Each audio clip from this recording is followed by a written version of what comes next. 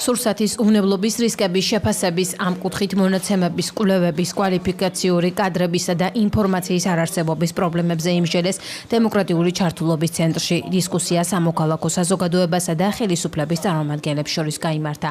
შეხვედრაზე საქართველოს ხელისუფლების მიერ 2015 წელს სურსათის უვნებლობის კუთხით გაწეული საქმიანობის შესახებ პრეზენტაციაც მოეწყო. ანგარიშის პრეზენტაციაზე გამომცნელმა 2015 წელს სურსათის უვნებლობის რეგულირების კუთხით საქართველოს ხელისუფლების მიერ გაწეული საქმიანობა შეაფასა.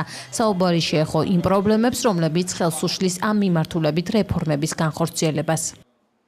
გაუმჯობესდა კანონმდებლობა, მთელი რიგი ნორმატიული აქტები იქნა მიღებული საქართველოს კანონმდებლობის ევროკავშირის კანონმდებლობასთან დასაახლოვებლად. მიუხედავად ამისა, ქვეყანაში რჩება მთელი რიგი ფუნდამენტური პრობლემებისა, რომელთა მოგვარება ალბათ წლების სამუშაოს მოითხოვს. მთავარი პრობლემა არის ის, რომ რისკის შეფასება ვერ ხორციელდება ქვეყანაში სათანადოდ, არ არსებობს მონაცემები და კვლევები იმისათვის, რომ სურსათთან დაკავშირებული რისკები სათანადოდ შეფასდეს ქვეყანაში და შესაბამისად კონტროლიც არასრულფასოვანია.